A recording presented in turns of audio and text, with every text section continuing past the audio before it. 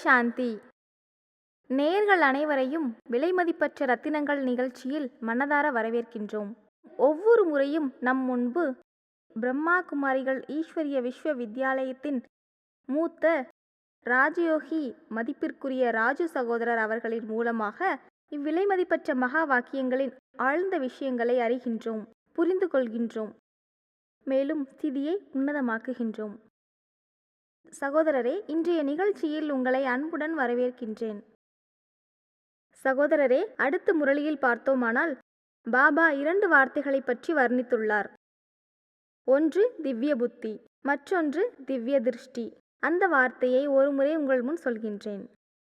பாபா சொல்கிறார், திவ்ய புத்தியின் ஆதாரத்தில் யார் அலௌகிக்கத்தை அனுபவம் செய்ய முடிகிறது, அதை திவ்ய திருஷ்டியின் மூலமாக செய்வதனாலும் மிகவும் பயனுள்ளது, தனித்துவமானது. திவ்ய புத்தி, திவ்ய திருஷ்டி, இவை இரண்டிற்கும் உள்ள வேறுபாட்டை கொஞ்சம் விளக்குங்கள். திவ்ய திருஷ்டி என்பது சிலருக்கு வரதானமாக கிடைத்துள்ளது.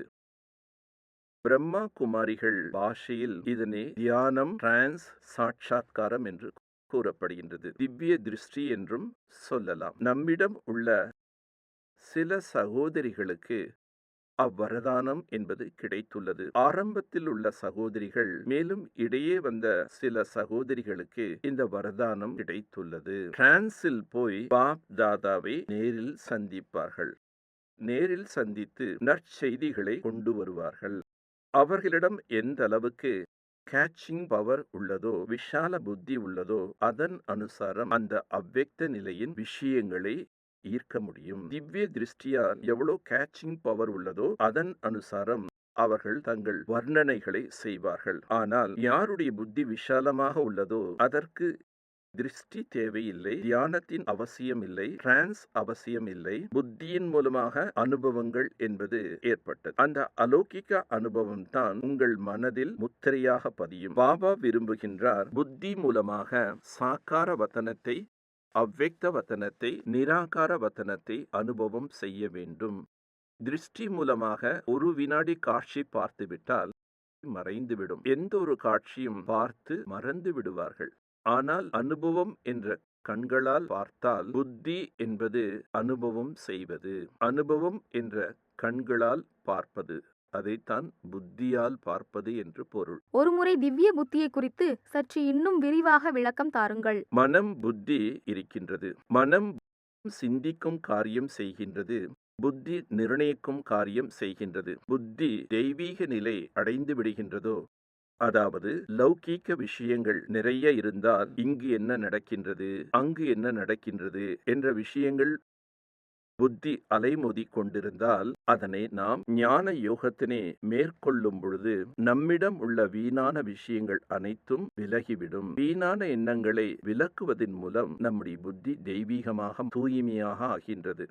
எப்பொழுது புத்தி தூய்மை அடைந்து சுத்தமாகிக் கொண்டே இருக்கின்றதோ, ஆங்காங்கே உள்ள விஷயங்கள், யார் என்ன செய்கின்றார்கள், மற்றவர்களின் குற்றம் குறைகள், இவைகளை ஆத்மா பார்க்காது. அதற்குள் திவ்ய தன்மை என்பது வந்து விடுகின்றது, தூய்மையாக ஆகிவிடுகின்றது. குற்றங்களை, வீணானவைகளை கண்காணிப்பதில்லை. அவ்விதமான திவ்ய புத்தி, சுத்த புத்தி எந்த ஒரு விஷயத்தையும் தெளிவாக பார்க்க முடியும். தங்களுடைய புத்தி அந்த அளவுக்கு தூய்மையாக, திவ்யமாக இருந்தால் வதனத்தை, பாபாவின் பாட்டை அனுபவம் செய்ய முடியும். இவைகள்தான் பவித்திரதாவின் அடையாளமாகும்.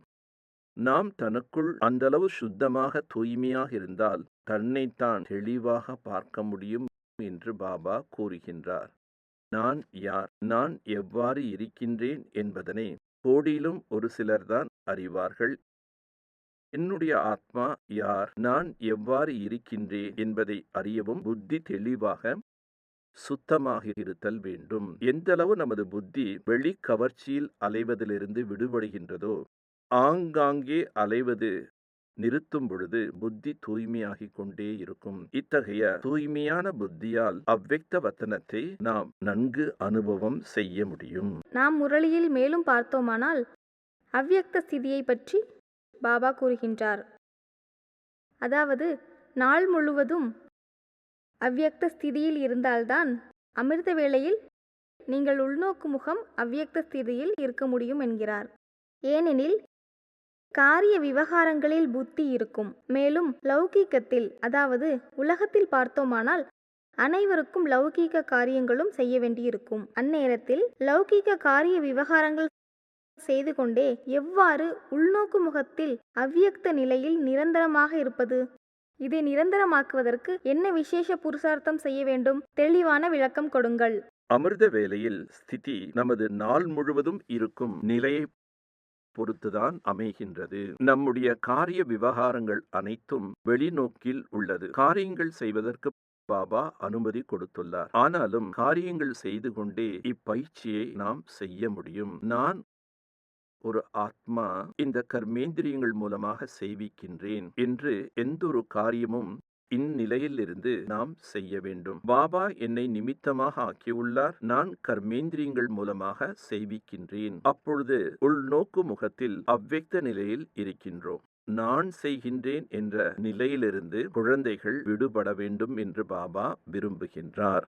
கர்மம் செய்வதற்காக நாம் இந்த கர்ம சேத்திரத்திற்கு வந்துள்ளோம். ஆதலால் நாம் கர்மம் செய்தே ஆக வேண்டும். சிலர் 8 மணி நேரம் 10 மணி நேரம் ஷரீர நிர்வாகத்துக்கான காரியங்களை செய்கின்றார்கள். அதற்கு பாபா அனுமதி கொடுத்துள்ளார். அதற்கு சிலருக்கு புத்தியை உபயோகிக்கக்கூடிய காரியமாகவும் உள்ளது என்றால் புத்தியை உபயோகியுங்கள். பின்னர் எப்பொழுது அதிலிருந்து ஓய்வு பெறுகின்றீர்களோ சிறிது நேரமாவது உள்நோக்கு முகத்தில் இருங்கள். உள்நோக்கு முகம் என்றால் பேசாமல் இருப்பது என்பது பொருள் அல்ல. நான் ஆத்மா என்ற அனுபவம் செய்தலாகும். இந்த கர்மேந்திரியங்களை இயக்கக்கூடியவன் என்ற எண்ணம் இருத்தல் வேண்டும். அவ்வக்தம் உள்நோக்கு முகத்தில் இருப்பவர்கள் எந்தளவு உள்நோக்கு முகத்தில் அவ்வக்த நிலையின் பயிற்சியில் முழு நேரம் இருக்க முடியவில்லை என்றாலும் இடையிடையே பயிற்சி செய்ய வேண்டும். 1 மணி நேரத்தில் 1 நிமிடம் இப்பயிற்சியை செய்தீர்கள் என்றாலும் நாள் முழுவதும் பயிற்சி மற்றும் இரவு உறங்கும்போது நல்ல ஸ்திதியில் உறங்கினாலும் அமிர்த வேலையின் ஸ்திதி நன்றாக அமையும். நாள் முழுவதும் ஸ்திதி நன்றாக அமைந்தால் அமிர்த வேலையின் ஸ்திதியும் நன்றாக அமையும். நாள் முழுவதும் என்றால் அனைத்து காரியங்களையும் விடுத்து அந்த ஸ்திதியிலே இருப்பதென்பதில்லை. ஆமாம், சிலருக்கு அவ்வாறுதான் நடக்கிறது. நான் ஆத்மா இக்கர்மேந்திரியங்கள் மூலமாக செய்விக்கின்றேன். நான் இவைகளிலிருந்து விடுபட்டு இருக்கின்றேன் என்று எண்ணுவதுதான் உள்நோக்கு முகமாகும். அலௌகீகம் என்று சொல்லப்படுகின்றது. நான் கர்மேந்திரியங்களிலிருந்து விடுபட்டவன் என்ற அவ்வக்த ஸ்திதி தானாகவே உருவாகி விடுகின்றது. காரியங்களை செய்யுங்கள். ஒருவேளை நீங்கள் மிகவும் பிஸியாக இருக்கின்றீர்கள். ஆயினும் 1 நிமிடம் செய்யும் பயிற்சி வெகு நேரம் வரை அதனின் தாக்கம் இருக்கும். நாள் முழுவதும் நன்றாக பயிற்சி செய்தால் இரவு நன்றாக உறக்கம் வரும். அமிர்த வேலையிலும் நாள் முழுவதும் செய்தது போன்ற அமையும். அமிர்த வேலை மிகவும் சக்திசாலியாக ஆக்க பாபா விரும்புகின்றார். சில குழந்தைகள் எழுந்து விடுகின்றார்கள், நியமத்தை பாலனை செய்கின்றார்கள், எழுந்து காலை வணக்கம் செய்கின்றார்கள், பின்னர் உறங்கி விடுகிறார்கள். ஆனால் பாபா விரும்புகின்றார் அமிர்த வேலை மிக நன்றாக இருத்தல் வேண்டும். ஏனென்றால் இது வரதான நேரமாகும். பாபாவிடம் இருந்து வரதானங்களை பெற வேண்டும் என்பதற்காக பாபா அமிர்த வேலையில் கவனம் செலுத்தச் சொல்கின்றார். ஆனால் தினச்சரியத்தின் மீது கவனம் செலுத்த வேண்டியது மிக மிக அவசியம். சகோதரரே, இப்பயிற்சியை நீங்கள் 2 நிமிடம் செய்வீங்கள். முழு நாளில் நேரம் கிடைக்கும்போது கவனம் செலுத்தி நாம் இந்த தேகத்திலிருந்து விடுபட்டு நான் ஒரு ஆத்மா லைட்டாக இருக்கின்றேன். இந்த புருவ நெற்றி என்ற ஆசனத்தில் நான் ஜொலித்துக் கொண்டிருக்கக்கூடிய நட்சத்திரமாக இருக்கின்றேன். இவ்வுடலிலிருந்து தனித்திருக்கின்றேன். இவ்வாறாக சிந்தனைகள் செய்ய வேண்டும். அச்சமயம் புருவ நெற்றியில் தான் இருப்பதாக பார்க்க வேண்டும். நான் ஆத்மா லைட்டாக இருக்கின்றேன், மைட்டாக இருக்கின்றேன், சர்வ சக்தியின் பிளம்பாக இருக்கின்றேன். நான் ஒரு திவ்ய நட்சத்திரமாக இருக்கின்றேன். இவ்வுடலிலிருந்து தனித்திருக்கின்றேன் என்று எண்ணும்போது நமது எண்ணங்கள் லேசாகி விடுகின்றன. அப்பொழுது பிரபுவின் சந்திப்பின் ஆனந்தத்தை பெற முடியும். பாபாவுடன் முழுமையாக தொடர்பு இணைந்துவிடும், சக்திகள் வர ஆரம்பித்துவிடும்.